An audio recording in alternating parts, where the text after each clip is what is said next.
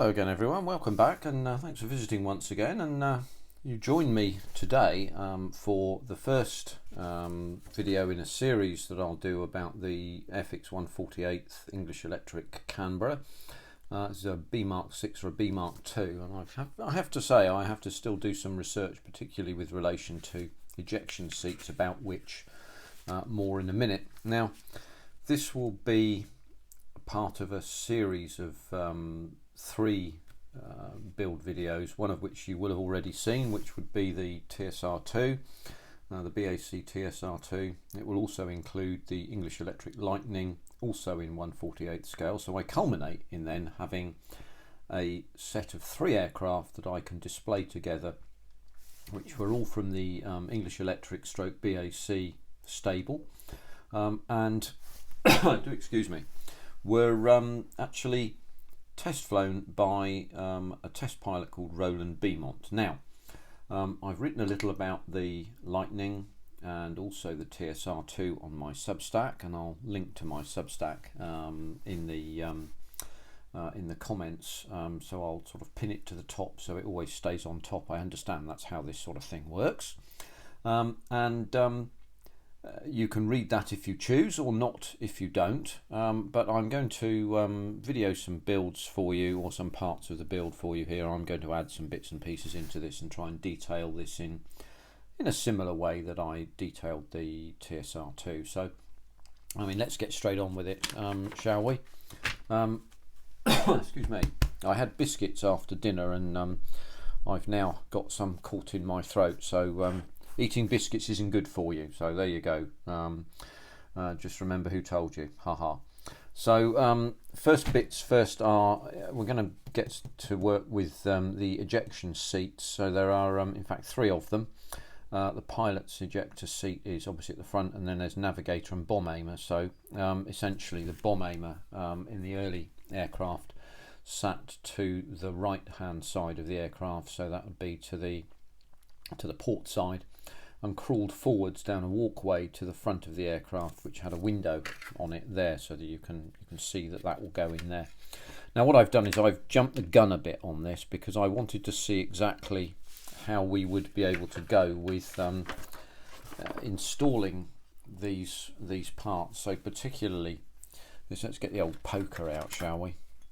Particularly this deck part here and these seats into the aircraft, because in the fuselage it looks to me like there really aren't any locator points that you can use to make certain that you get everything in the right place. So what I did was I did some additional work in the background here on this, and I'm going to take that and show you what I did now, so that you can actually see what's happened here. So one of the things about this, of course, is that we've got some really long seam lines here, because this is quite a long aircraft, as you can see. Some of you know how long my hands are, so that's 2 spans in old measurement. It's quite long, so it's a fairly substantial aircraft, this one. It'll have quite a big wingspan, and quite where I'm going to display all this stuff. The TSR2 is fairly long as well. Quite where I'm going to display all this is a bit more of a mystery, but well, I'll cross that bridge when we get to it. So I've actually got the flight deck in here, but the reason why I put it in was so that I could establish the fit and make certain that the this control panel here, which is the pilot's control panel, was actually in the right place. So it looks okay. Now, as you can see, if we zero in on this a little bit, you can sort of see what's going on here. I have some research that I've looked at. Sorry if I've just banged the camera, the tripod is away to the side here. This is a fairly dead area. Now, with the pilots or the crew entry door on this side, you'll be able to see in there, so I'm going to have to detail that up. But what I did with this was glued this in and used some Tamiya extra thick, which takes time to dry, which I then adorned the outside of this, so that it would stick on well, but it would stick on in the shape that I needed to make certain that this was in a line. Now, because there is a window in front, let's just zero back out, there's a window in front of this, you will be able to see in here. And I thought, well, the front of that where the bomb aimer lies, which is down there, is a bit how shall we put it? It's a bit dead. There's nothing there really to look at. There's this one tiny piece of detail which sits into that little hole just down here, but nothing else. So I thought, well, if you can look in down here and see something, then it's probably a good idea to put some detail in. So that's precisely what I've done here. So now when you look in through that front hole, and that's actually, just looking at that right now, that's slightly, you can see it's slightly off center. It won't notice actually when it's in, but that's the way that I got the interestingly, that's the way that I got this to be level, so that you look in at the cockpit top, and as you can see in here, there are no markers that you can use to put any detail in, or to locate this. So it simply sits in just effectively wherever you can put it, and it's not the best, to be honest with you. So you have to fit this properly such that that control panel is not skew width. Now, as I said, it doesn't show once you've got all this in, but that is straight, so that's exactly where you want it. And actually what's happened here, as you can see, this little leg here has slightly bent, which has put this slightly out. However, only you and I and the rest of the English speaking population of the world will know about this. But what I wanted to do was to get that detail in there, so that when you look in the front there, if you look carefully, you'll be able to see all this additional detail. Because on the aircraft, in fact, that's the control panel for the pilot. There was no cover over this, so you can see all the cabling and all the squib knockets and dealies and so on and so forth that you can you can put your eyes on. So I thought, well, I'll put that detail in there. The other thing I'm going to do as well is just to put a little box in here. So there, in some marks of Canberra, there's a box that sits up to about this level. I'm going to have to make sure it's straight on and so on. But that also will be an extra piece of detail with some cables that run from underneath the box about here and round and then back and then up and then along here, and they disappear away to the left. Now that means that those cables will be seen from the front, but also from in here when you look up in there as well. So this is about making the bits that can be seen as detailed as possible. And as you know from the Focke-Wulf FW190 that I made back along, some of the details that I put in you just can't see, and for example with the ejection seats, some of that detail won't be seen because these are going to be hidden away at the back. But what we'll do is we'll just set to building these up now. So we'll need a little bit of glue, and we'll get on and do that. And look, I mean, you've seen what's happened here. As I've said, I do unedited videos so that you see everything as it happens, kind of thing. And I think that's valid in some sense, because actually you need to know where the challenges are. If you come to build one of these, I hope that now you know that there's going to be a bit of a challenge fitting this in what is a really quite wide cockpit arena that you've got to add the detail in. And it's, I mean, the other thing actually, interestingly, I'll come to that in a minute, but it's quite a wide cockpit arena that you can see. The other thing we're going to have to do is to actually remove this locator pin here and that receptacle there, because if you look in, you can see that. So I'm going to take that out and then just smooth it over and fill it so that we don't get any problems there. And because there are a bunch of other locator pins up and down the spine, if I don't have that, I'm not going to get my knickers in a bundle about that. I don't think there's any need to do that. Because we can disguise that, but it will make the detail look better. So that's kind of the way I'm going to do that. So anyway, let's sort these seats out, get them up to speed. So there's 3 of them. So I've got all of the 3 bits and pieces here. You will find some flash on these seats when you take them off the sprue originally. But also what you will find is that the seats have belts actually moulded onto them. I'm going to use those belts. To be honest with you, I think it's perfectly reasonable to do so. I might possibly add some more buckles and harnesses, particularly the leg harnesses for the ejection seats. Now, the reason for that is that it was discovered fairly bloody quickly when ejection seats were introduced, that when you are ejected very quickly, and the original ejection seats we used powerful springs and then they moved to rocket boosters. When you eject from an aircraft very quickly, what tends to happen is your legs tend to flap about all over the place and you really can't do anything about it. So several pilots lost their legs as a result of this, you know, the legs being contacting various bits and pieces, which didn't do them any good. I think some pilots died and we should be very sad about that.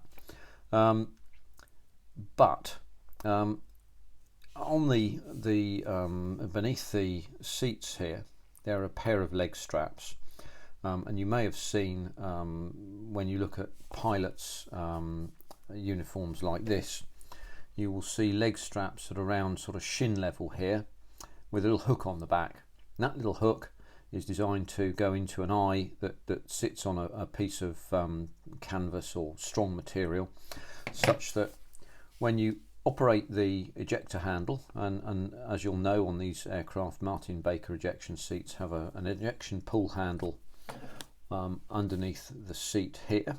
It's the one that you pull up, and then there's that's called the high G ejection handle, and then there's a low G ejection handle which sits above the top. It looks like it's two separate rings, but it's not. It's actually one ring which has a strap in the middle that pulls the ring down, so you can reach up and then pull these two rings. The action of pulling on one or other of these levers will drag your legs in towards the seat, so that when you're unceremoniously removed from the aircraft, having shouted eject, eject, eject, then your legs are safe, and when you detach from the seat, so do your legs, obviously, from the seat, and you're then floating on your parachute. So that's how that works anyway. So let's just glue that up. That was another little what shall we call it? Aside. Shall we call it an aside? Yeah, why not? Let's call it an aside. So we'll just hold that a minute and see if we can get that located in some manner or another.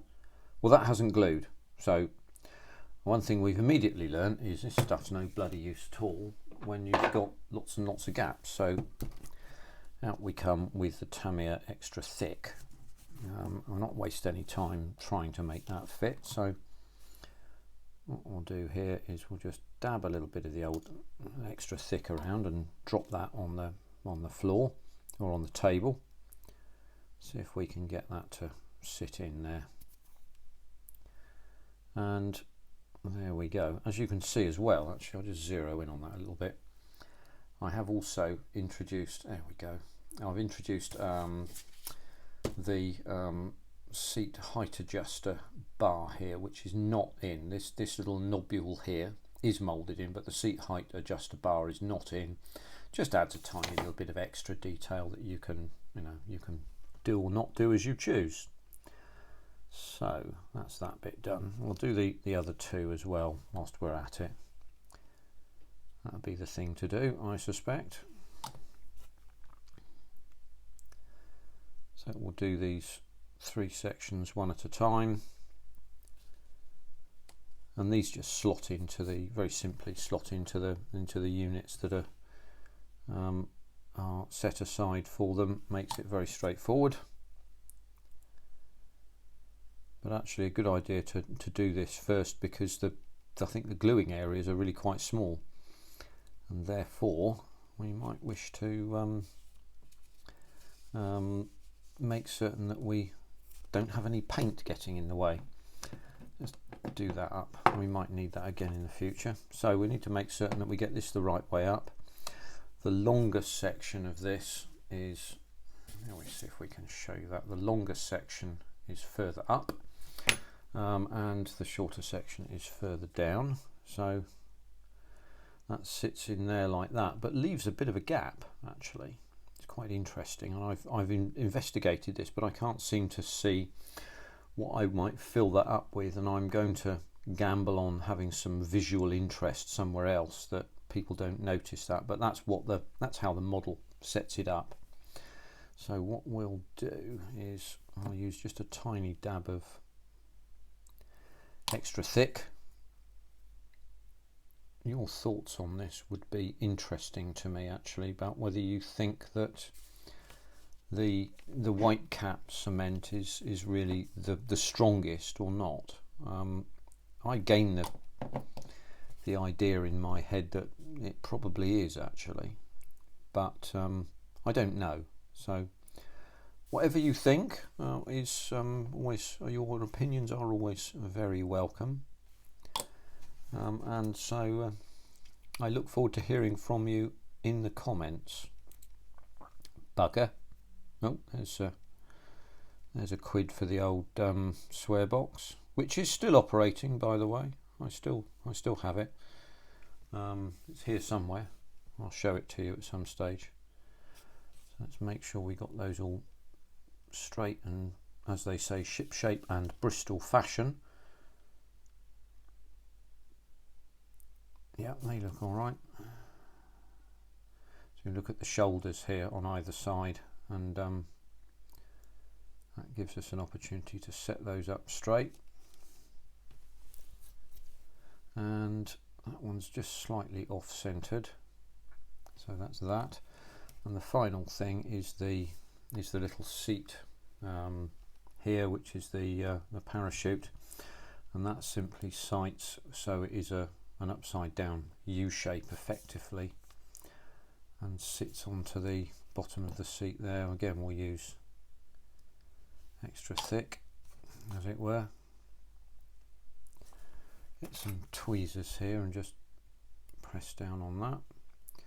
So as you can see, therefore, at that stage, I'll zero in on that a little bit for you. Let's give that a bit of light. There we are. That's a bit better, isn't it? This U shape is the channel where you would put the ejector loop. So just as you know, the high G ejector pull handle, which you would grasp, let's zero out a little bit, you would grasp and just pull upwards like that. The pull is roughly about the weight of 2 bags of sugar. It's not very much at all, and it doesn't come very far. It only moves about that much, I think, something like that. It's very, very short distance. Some people have the idea that you have to move the lever about that much. You really don't. So that's another piece of background information for you, for what worth. So we'll just get those on there. Let's put that down there. Oh, go on then, there you go. And that final one here. And make sure we've got these all lined up properly. And we should be there. And we can leave them to dry. Just gonna have a quick look at that under the magnifier a minute. Yes, I just want to strengthen that just a little bit. I'm going to do that with each one of those. Just get some bit more glue in amongst that so that it stays where it's put.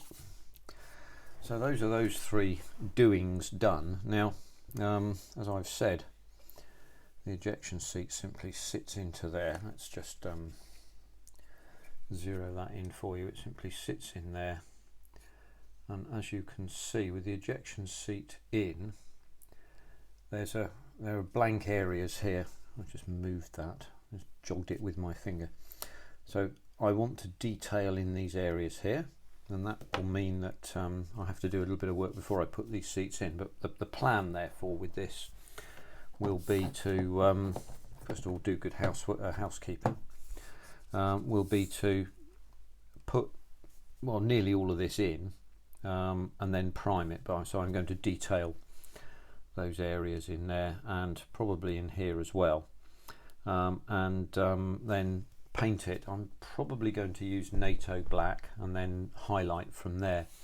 It's the same with this. This is all essentially black in here, but then you can highlight these with some silver, some other colours. There some of the cables that were later put in were quite brightly coloured actually, so you can amuse yourself with how much detail you want to put in there, and you know what plugs you want to use. I mean, I've even gone to the effort of putting some cable straps in there and there. As you can see, you can put more in if you want, and it's entirely up to you what you do. It will of course be your model.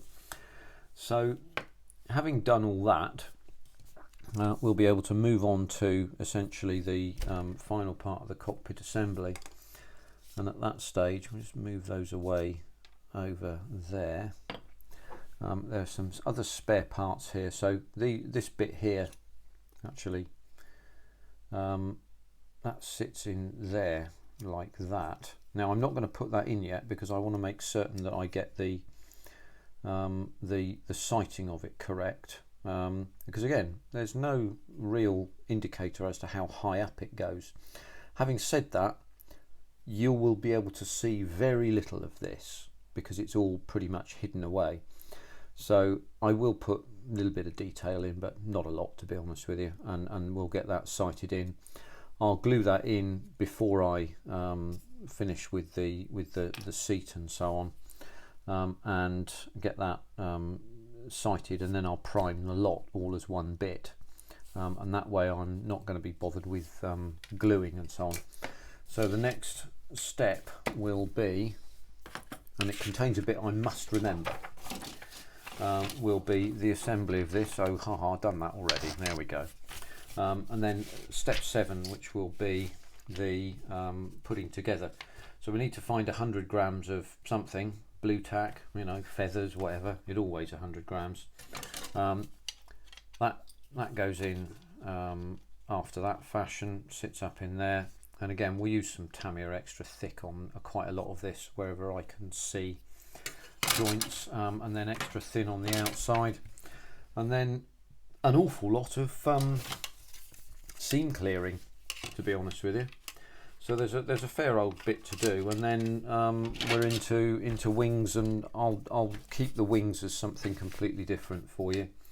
And so the next time we meet on this particular project, I'll give you an overview of this having gone in, and you can see the detailing and so on and so forth.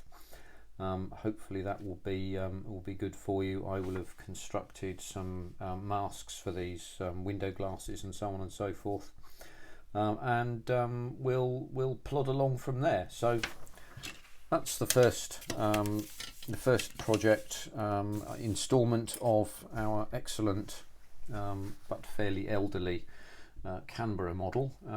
There are some drawbacks here, some challenges that you might like to keep an eye on, but hopefully not too many and not too onerous, and I shall catch up with you another time. Thank you all for tuning in once again, and to all my subscribers, people that tune in to see what I do and my modelling hijinks, shall we say. Thank you very kindly, and I'll see you on the next one.